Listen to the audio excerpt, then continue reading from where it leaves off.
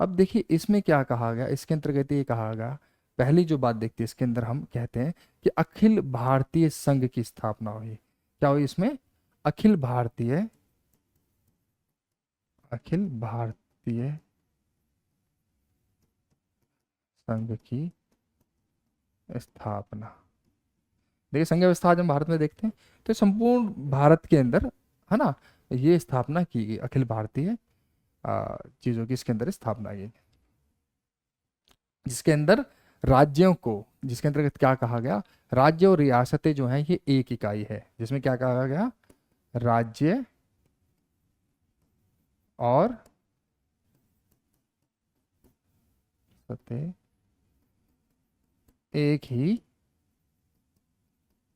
इकाई है। ठीक है, एक इकाई के रूप में इन्होंने कहा कि ये एक ही इकाई है, एक ही यूनिट है भाई ये, है ना, एक ही इकाई के रूप में देखने की बात कही गई। अब ये जो चीज़ हम देखते हैं ये बहुत महत्वपूर्ण चीज़ हो जाती है। तो अब यहाँ पर हम देख रहे हैं कि हाँ ये एक जैसे ही हैं चीजें। अब इसके अंतर्गत क्या कहा गया, इसके अंदर केंद्र और इकाइयों के बीच, ठीक है, तीन सूचियां बनाई गई, क्योंकि देखो इन दोनों को तो इकाई मान लिया गया है, तो इन दोनों का सम्मिश्रण है, राज्य का और रियासत का। ठीक है, समझ आया क्या? तो इसको अब हम इकाई मान रहे हैं। तो अब जो आगे जो पॉइंट है वो इसी आधार पर है। तो इसमें क्या कहा गया कि जो केंद्र है ना, केंद्र और इकाइयां, ठीक है, केंद्र और जो इकाइयां हैं इनके अंदर तीन सूचियां बनाई गई। ठीक है, केंद्र में और इकाइयों में। ठीक है, केंद्र और इकाइयों में तीन विषय सूची बनाए गए।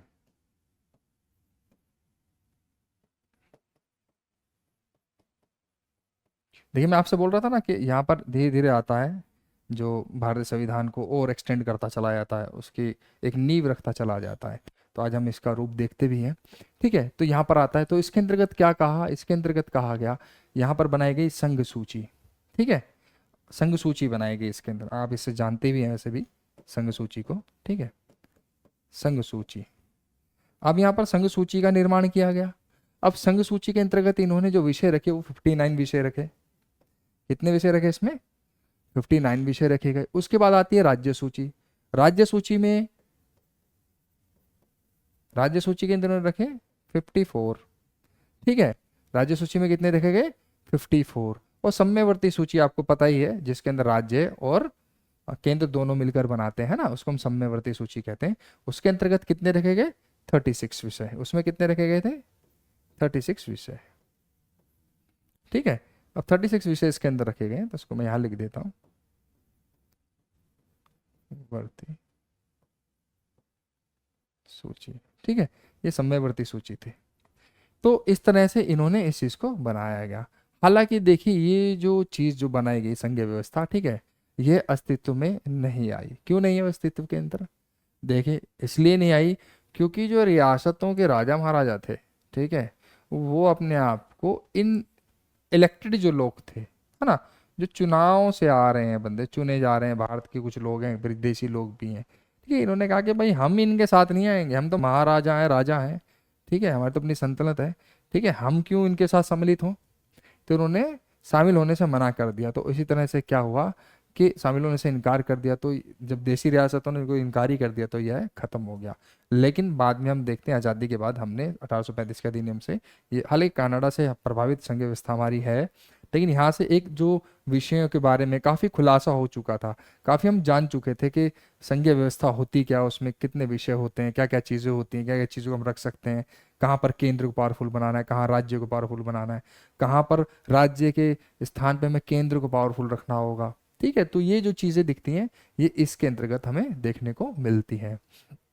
अब देखिए साथ साथ इसमें एक चीज और होती है कि प्रांतीय द्वैध शासन जो व्यवस्था है उसको समाप्त कर दिया जाता है, जो पहले हमने पीछे पढ़ी है, हस्तांतरित और आरक्षित विषय थे। ठीक है, तो इसके अंतर्गत हम क्या कहते हैं, प्रांतीय द्वैध शासन जो रहा उसको समाप्त कर दिया गया। समाप्त कर कर क्या किया गया, पहली बार इन्होंने क्या किया, प्रांतीय स्वायत्तता को आरंभ किया। ठीक है, इसके अंदर हम क्या कह सकते हैं कि जो प्रांतों का द्वैत शासन था वो समाप्त हुआ, है ना, प्रांतों का द्वैध शासन समाप्त कर दिया गया। ठीक है, जो प्रांतों में था है ना, प्रांतों में तो जो द्वैत शासन था उसको क्या कर दिया गया, उसको समाप्त कर दिया गया। समाप्त कर कर क्या किया गया वहां पर, प्रांतों के अंदर एक क्या गया, प्रांतीय स्वायत्तता का शुभारंभ किया गया। ठीक है, तो आप लिख सकते हैं यहाँ पर प्रांतों में, ठीक है,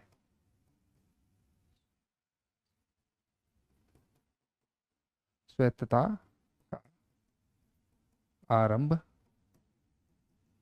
किया गया। ठीक है, यहाँ पर स्वायत्तता के इन्होंने आरंभ कर दिया। ठीक है, ये चीज देखी। तो यहाँ पर एक चीज हम देखते हैं, स्वायत्तता का आरंभ कर दिया गया। अब देखिए साथ के साथ अब एक चीज और आई, जैसे हमने कहा था कि पहले कुछ कुछ ही मुट्ठी भर लोगों को वोट डालने का अधिकार था, अब उसकी जो संख्या थी वो बढ़ा दी गई, है ना, मत अधिकार का। ठीक है, तो हम लिख सकते हैं मताधिकार का विस्तार। मताधिकार का विस्तार किया गया, जिसमें क्या कहा गया कि 10% जो जनसंख्या थी भारत की, है ना, उसको क्या किया इन्होंने, मताधिकार दिया गया। तो 10% जनसंख्या को दिया गया, 10%, ठीक है, जनसंख्या को प्राप्त हुआ। ठीक है, तो 10% लोगों को इन्होंने दे दिया, ये लिख सकते हैं आप इसको। ठीक है, तो यहाँ पे एक चीज हम ये देखते हैं, 10% लोगों को इन्होंने दे दिया। अब देखिए यहाँ पर एक चीज और देखने को मिलती है, इसमें क्या कहा गया कि यहाँ पर बहुत बड़ा क्रांतिकारी स्टेप है जो इसका आज हम देखते हैं। ठीक है, साथ के साथ इन्होंने क्या किया कि भारत के अंदर, ठीक है, इन्होंने क्या किया कि देश में मुद्रा, है ना, पैसा जो था भारत का, देश में मुद्रा शाखा पर नियंत्रण करने के लिए, ठीक है, लिख देता हूं मैं आपको यहाँ पर, मुद्रा और शाखा पर नियंत्रण करने के लिए, सभी जानते हैं इस बारे में, आता भी है ये क्वेश्चन ज़्यादातर। ठीक है, RBI, reserve bank of India की स्थापना की गई। ठीक है,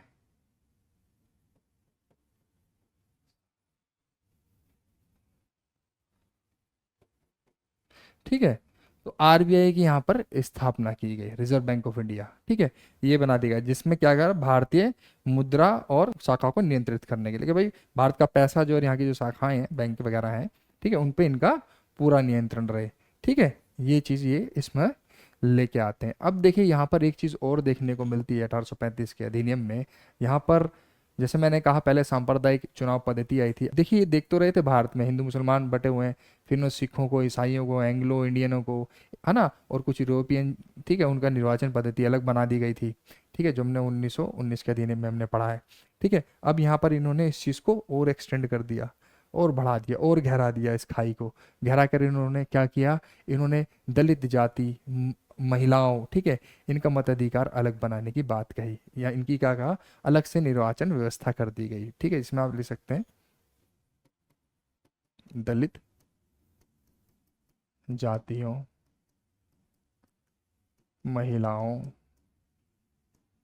मजदूरों, ठीक है, दलित जाति, महिला, मजदूरों का क्या करा कि इन्होंने अलग ही क्या बना दिया, निर्वाचन व्यवस्था इन्होंने इसकी बना दी। ठीक है, अब देखिए ये क्या गया, एक सांप्रदायिक भावनाओं को विस्तारित ही किया गया है इन्होंने, है ना, बांट दिया और ज्यादा, हिंदुओं में भी बांट दिया इन्होंने कैटेगरी के। हिंदू में इन्होंने देखा बहुत सारे भेदभाव दिखते हैं, कैटेगरीज हैं, तो उन्होंने इस चीज को और गहरा दिया।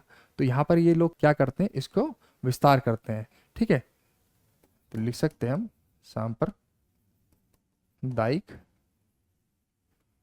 सांप्रदायिक चुनावी व्यवस्था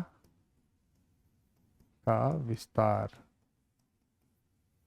ठीक है, तो ये जो है सबसे बड़ी महत्वपूर्ण चीज़ देखने को मिलती है हमारे यहाँ। ठीक है, उस समय में, आज आप देखते हैं, आज इसका हम अभी भी प्रभाव देखते हैं। अब जातीय भावनाएं जो लोगों में बढ़ गई हैं और गहराती जा रही हैं, है ना, चीज़ें अलग से अलग होती जा रही हैं। हालांकि देखिए ये बात ठीक है कि हाँ, हिंदुओं में इस तरह की व्यवस्था उस समय बहुत ज़्यादा क्रूर रूप में थी और आज भी गांव स्तर पर देखी जाती है। कभी कभी शहरों में भी ये घटनाएं देखी जाती हैं, इनमें भेदभाव है। महिलाओं का उत्पीड़न तो आज भी देखा जाता है, ठीक है। और मजदूरों का शोषण तो आप सीधा सीधा कह सकते आदिम युग से चलता आ रहा है, ठीक है। हालांकि आदिम युग से इन सब का भी चलता ही आ रहा है, ठीक है। लेकिन कहीं ना कहीं हम एक चीज़ देखते हैं, यहाँ पर जो है व्यवस्था इन बहुत अमानवीय व्यवहार किया गया है, ठीक है। तो ये जो चीज़ें रही हैं उसके चलते कहीं ना कहीं विदेशी, देखिए पूना पैक्ट हो चुका था 1932 में, ठीक है। ये चीज़ें जान चुके थे पहले ही कि महात्मा गांधी से कहीं ना कहीं बात हो गई थी, भीमराव अम्बेडकर जी की, है ना, कि अलग से उनके रिजर्वेशन की बात कही गई कि उनके हितों को ध्यान में रखा जाएगा, जो भी वंचित वर्ग है, ठीक है। तो ये चीज़ें हम देखने को मिलती है, लेकिन यहाँ पर इसको एक कानूनी रूप जो दिया गया ये कहीं ना कहीं उस चीज़ को अलग ढंग से दिखाता है, ठीक है। कई लोग इसके फेवर में भी है, कई लोग कहते हैं ये पहले जो इसकी नींव रख दी गई बहुत बड़ी बात थी, अच्छी चीज़ थी, है ना। और देखिए हर लिहाज से हम देख सकते हैं, तो देखो आज जो ये जो उस समय हालांकि इनकी इंटेंशन जो थी वो बहुत अलग थी, हमें तोड़ने की थी, लेकिन आप देखेंगे इससे अगर इन सब का अलग अलग प्रतिनिधित्व होता चला जाता, महिलाओं का अलग प्रतिनिधित्व, मजदूरों का अलग है, दलितों का अलग प्रतिनिधित्व, तो उससे क्या होता है, इनके अधिकार जो होंगे ना, इनके अधिकारों की संसद में, है ना, बहुत ही मजबूती से बात रखी जा सकेगी, क्योंकि इनके प्रतिनिधि हैं, महिलाओं के प्रतिनिधि हैं, मजदूरों के प्रतिनिधि हैं, ये शोषित वर्ग रहा है। तो अभी इनके जो प्रतिनिधित्व जब संसद में जाते हैं, बात करते हैं, चर्चा करते हैं, तो इनकी व्याख्या होती है, इनके अधिकारों की बातें होती हैं, और इसलिए इनको न्याय भी मिल पाता है। तो ये अच्छी चीज रही है कहीं ना कहीं कुछ शर्तों पे, अगर हम देखें, अगर आज के कॉन्टेक्स्ट में संदर्भ में अगर हम देखें, तो ये बहुत बढ़िया व्यवस्था है जो आज काफी हद तक कामयाब भी देखने को मिलती है। हालांकि इस पर अलग अलग व्यूज हैं, कई लोग इसको गलत कहते हैं, कई लोग अच्छा कहते हैं। खैर अब देखिए साथ के साथ अब एक चीज और होती है यहाँ पर, जिसके अंदर हम देखते हैं कि अब यहाँ पर जो सीपीएससी जो था ना, जो सेंट्रल वाला जो था, है ना, ठीक है। अब ये सेंट्रल जो आयोग जो था ना, जिसे हम कहते हैं, क्या कहते हैं, लोक सेवा आयोग जो था ना, पहले ये था, अब इसको चेंज करके इन्होंने यूपीएससी कर दिया, यूपीएसई, ठीक है। इसको क्या कर दिया, यूपीएससी बना दिया। अब यूपीएससी बनाने के साथ साथ ये क्या क्या कर दिया गया इसको, अब इसका और विस्तार किया गया, इसको नया नाम दे दिया गया यूपीएससी। अब इसका थोड़ा जो विस्तार जो किया, इसको राज्य स्तर पर भी ल- लोक सेवा आयोग आ गई, ठीक है।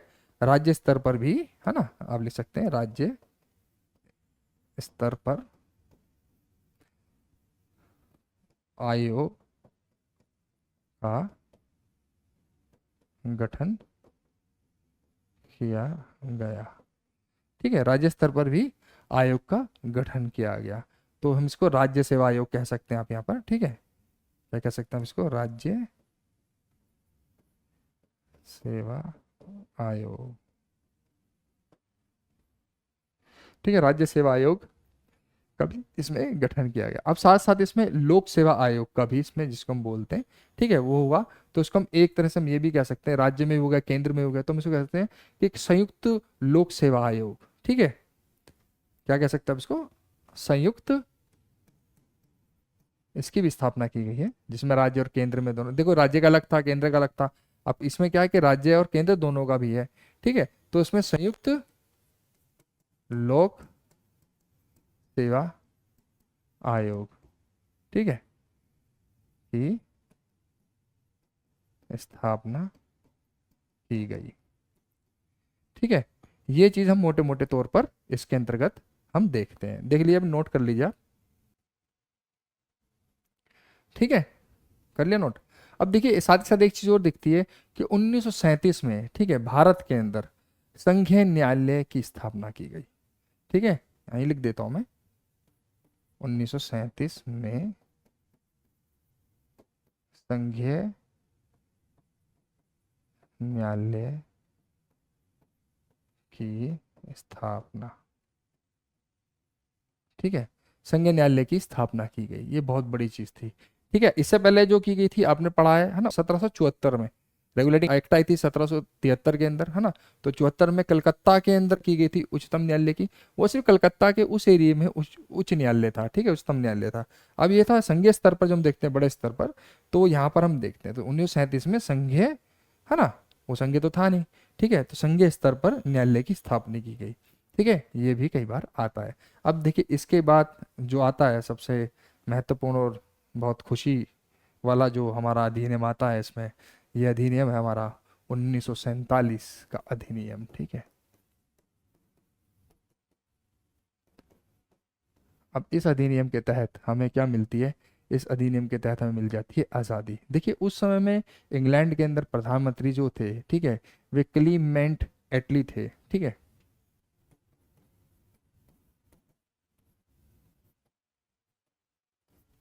ठीक है, तो क्लीमेंट एटली जो थे उस समय में, ठीक है, क्या थे? ये इंग्लैंड के प्रधानमंत्री थे। अभी इंग्लैंड के जो प्रधानमंत्री थे, इन्होंने जब देखिए यहाँ पर तो प्रेशर बनने लगा था। क्या प्रेशर? विश्व स्तर पर देखिए, आपको पता है सेकेंड वर्ल्ड वॉर हो गया था 1939 1942 तक चलता रहा, ठीक है। फिर कई कई योजनाएं इन्होंने भेजी, जिसमें एक अल्टार्कटिक चार्टर भी बना था उस समय में अंतर्राष्ट्रीय स्तर पर, जिसमें ये कहा गया था कि विश्व के अंदर जितने भी जो देश हैं, है ना, जिनको जबरदस्ती, है ना, गुलाम बनाया गया है, उन्हें स्वतंत्र कर दिया जाएगा। उस समय ये अंतर्राष्ट्रीय स्तर पर कहा गया था। ये बातें चर्चा होने लगी थी कि जिनको भी जबरन, क्योंकि हिटलर उस समय में था, हिटलर अपने पीक पर था, हिटलर चीज़ें दिखा ही रहा था। तो चलते चलते चीज़ें, हालांकि 45 में बंद हो गया, ठीक है, जब हिरोशिमा नागासाकी पे बम फेंक दिया गया। लेकिन इस दौरान जो 1939 से लेकर 1945 तक धीरे धीरे कहीं ना कहीं लोगों को ये लगने लगा कि हाँ, क्योंकि देखिए जर्मन जो लोग थे उनका, और इटली जो मुसोलिनी थे, ठीक है, इनकी विचारधारा यही थी, फासिस्ट विचारधारा के लोग थे, जो लोगों को यानी कहते थे हम आर्यन हैं और हमारा, हम शुद्ध रक्त से पैदा हैं और हमारा, हमारे पास ये अधिकार है विश्व पे शासन करने का। तो इस तरह के हवाले दिए जा रहे थे कि तुम हमसे नीचे हो, हम शुद्ध रक्त की संतान है, इस तरह की बातें की जा रही थी। तो कहीं नहीं विश्व फेवर लेने के लिए तो इंग्लैंड वाले, इंग्लैंड ने, है ना, और अन्य देशों ने, है ना, मिलकर जब ये बातें कही, जैसे उस समय में आपने देखा वीटो बन गया था, है ना, वीटो बना, और इधर वारसा, जो जो वारसा चलता रहा एक तरह से। विश्व स्तर पर हम देखते हैं, है ना, दो ध्रुवीय विश्व हो गया था उस समय, जो लड़ाई झगड़ा चल रहा था। तो कहीं ना कहीं चीज़ हम देखते हैं कि एक विश्व इन्वायरमेंट भी ऐसा हो गया था। फिर इंग्लैंड में भी लेबर पार्टी आ गई थी, ठीक है, तो लेबर पार्टी आपको पता है फिर दूसरे पे तो राज करेगी ही नहीं। तो इस तरह का एक विश्व माहौल बन गया था काफ़ी हद तक। और बाकी हमारे महात्मा गांधी जी ने भी अगस्त क्रांति छेड़ दी थी 1942 में, जिसे भारत छोड़ो आंदोलन हम कहते हैं। तो बहुत सारी मूवमेंट चल रही थी। तो खुद भी इंग्लैंड काफ़ी जर्जर हो चुका था सेकेंड वर्ल्ड वॉर से, तो उसको भी लगने लगा था कि कहीं ना कहीं अब भारत को छोड़ना ही पड़ेगा। तो देखिए 20 फरवरी 1947 को, ठीक है, 20 फरवरी 1947 को ब्रिटिश प्रधानमंत्री ने कहा, क्या कहा उन्होंने? उन्होंने कहा कि भाई 30 जून 1948 को, क्या कहा उन्होंने? 30 जून 1948 को हम भारत को आज़ाद कर देंगे। क्या कर देंगे हम? आज़ादी दे देंगे। भारत कहेगा नहीं नहीं भाई, हम वेट नहीं कर सकते, हमें आज़ादी अभी चाहिए, ठीक है, कैसे भी करके हमें आज़ादी दीजिए, ठीक है। अब देखिए जैसे ही इन्होंने आज़ादी की बात कही, तो यहाँ से क्या हुआ कि मुस्लिम लीग एक ने एक आंदोलन छेड़ दिया, एक घोषणा कर दी। मुस्लिम लीग ने सीधा सीधा कहा कि भाई एक देश नहीं बनेगा, ठीक है। इसने भारत के विभाजन की बात कर दी, मुस्लिम लीग ने भारत के विभाजन की बात की, ठीक है। यानी दो राष्ट्र के सिद्धांत जो पीछे चल ही रहा था, उस पर बात होने लगी। तो इसके बाद जो आते हैं, उसके बाद हमारे आते हैं लॉर्ड माउंटबेटन, है ना।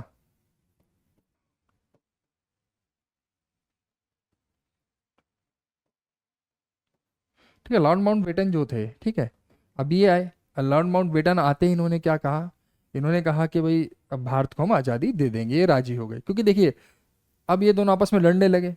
एक कांग्रेस के नेतृत्व में बात हो रही थी, और एक मुस्लिम लीग के नेतृत्व में बात हो रही थी कि हमें आज़ादी चाहिए, है ना, आज़ादी। तो उन्होंने कहा ठीक है, हम आपको दे देंगे, ठीक है। ये बातें कही गई, तो उन्होंने कहा, जैसी मुस्लिम लीग ने कहा कि नहीं भाई मुझे पाकिस्तान चाहिए, अलग राज्य चाहिए। तो अब लॉर्ड माउंटबेटन ने कहा कि भाई ठीक है, हम आपको आज़ादी दे देंगे, ठीक है। अब इनको आज़ादी देने की बात कही गई। अब फिर साथ के साथ आपको पता ही है, हमें 15 अगस्त को, है ना, तो 15 अगस्त 1947 को भारत को आज़ादी दे दी गई। अब भारत यहाँ पर क्या हो गया? आज़ाद हो गया। अब देखिए भारत जैसे यहाँ पर आज़ाद होता है, तो भारत आज़ाद हुआ तो भारत के सामने बहुत सारी समस्याएं थी, ठीक है। आज़ादी तो हमारे पास आ गई थी, क्योंकि अभी तो हमारा संविधान भी बनकर तैयार नहीं हुआ था, ठीक है। हालांकि 1946 से बनना आरंभ हो गया था संविधान, ठीक है, कि बहुत सारे क्रिप्स योजनाएं, बहुत सारी योजनाएं बीच में आती रही, ठीक है। तो कहीं ना कहीं बार बार भारतीय संविधान यानी कि बनाने की बातें कही गई। हालांकि जो मुस्लिम लीग थी, उनका तो शरीयत के अनुसार ही उन्होंने इस चीज़ को कहा कि नहीं इस तरह से चलेगा, क्योंकि उनका थोड़ा धर्म के प्रति ज़्यादा रुझान था। तो हालांकि उनका जो देश था वो खुद अलग ही बनाना चाहते थे, इसलिए भारतीय लोगों ने कहा ठीक है भाई, जो जहाँ जाना चाहता है उसको वहाँ जाने दिया जाएगा। तो ये घोषणा कर दी गई, जो भारत में रहना चाहता है वो भारत रह ले, जो पाकिस्तान में रहना चाहता है वो पाकिस्तान में रह ले। ठीक है, महात्मा गांधी आपको पता ही है आमरण अनशन पर बैठ गए थे जब यहाँ से सभी मुस्लिम पाकिस्तान जाने लगे थे। उन्होंने कहा नहीं, ये देश तुम्हारा भी है, ठीक है, अगर आप भारत में रहना चाहते हैं तो आप भारत में रह सकते हैं। ठीक है, ऐसा कुछ नहीं, यहाँ पर किसी भी तरह का नहीं होगा। और भारत का शुरू से एक कॉन्सेप्ट रहा भी है कि हम धर्मनिरपेक्ष राष्ट्र रहा है, हमारा सेकुलरिज्म की बात रही है हमारे यहाँ कि आप रह सकते हैं। तो इस तरह से दो राष्ट्र बने। लेकिन जब भारत आज़ाद हुआ तो भारत सामने बहुत सारी समस्याएं थी, गरीबी थी, अशिक्षा थी, ठीक है, राजनीतिक ज्ञान लोगों को था नहीं। उसमें कांग्रेस का ही वर्चस्व था, इसलिए कांग्रेस ही एक पार्टी उस समय बड़े तौर पर देखने को मिलती थी। हालांकि उस समय में साम्यवादी लोग भी थे, ठीक है, साम्यवादी पार्टियां भी थी, बहुत तरह के प्रेशर ग्रुप भी थे उस समय में, ऐसा नहीं था। तो कहीं ना कहीं जो चीज़ हम देखते हैं कि ये जो आता है अधिनियम, ठीक है, इस अधिनियम के तहत भारत को आज़ादी मिल जाती है। आज़ादी के बाद जो अब भारत का सबसे बड़ा स्ट्रगल स्टार्ट होता है। फिर कहीं ना कहीं अब हम देखते हैं कि 1952 के अंदर हमारे यहाँ चुनाव पद्धति होती है ना, चुनाव, यानी चुनाव तो क्या थे उस समय भाई, घोषित ही थे, भारत के प्रधानमंत्री ये हैं और शिक्षा मंत्री हैं, गृह मंत्री ये हैं, ठीक है, सबको, पटेल को, नेहरू को, सबको, जबकि गांधी जी ने किसी पद लेने से इनकार कर दिया था। तो ये सारी चीज़ें चलती रही, ठीक है। हालांकि जो पटेल थे तो 1950 में रहे ही नहीं थे। तो कहीं ना कहीं जो हम चीज़ देखते हैं, बहुत बड़ा जो रूप था, है ना, वो भारत के अंदर देखा गया कि भाई हमारा जो आज संविधान है, आज हम देखेंगे भारतीय संविधान के अंतर्गत हमारी जो उपनिवेशिक जो दौर रहा है हमारा, है ना, उसकी छवि देखने को मिलती है कि कहाँ कहाँ पर हमारे साथ किस किस तरह का व्यवहार किया गया है। ठीक है, ये सब चीज़ें देखने में एंड में जाके हमें आज़ादी मिलती है। ठीक है, हमें क्या मिलती है? आज़ादी। ये बहुत बड़ी चीज़ है, ठीक है, तो ये हमें प्राप्त होती है। तो ये यहाँ तक का हमारा सफ़र था, ठीक है, क्राउन का सफ़र जिसे हम कह सकते हैं, क्राउन रूल के टाइम का, तो जिसमें हमने देखा कब कब किस किस तरह की प्रांतीय व्यवस्थाएं, केंद्रीय व्यवस्थाएं, राज्य व्यवस्थाएं, है ना, संघ सूची, राज्य सूची, ठीक है, लोक सेवा आयोग, रिजर्व बैंक का निर्माण, ठीक है, तो बहुत तरह की चीज़ हम इसमें देखते हैं हम। तो ये कहीं ना कहीं आगे हमारे दस्तावेजों में शामिल हुई चीज़ें, जिसे हमने अपनी व्यवस्था के अनुसार, अपने माहौल के अनुसार इसको अडॉप्ट कर लिया। ठीक है, आज बच्चों इतना ही, मिलते हैं नेक्स्ट क्लास में।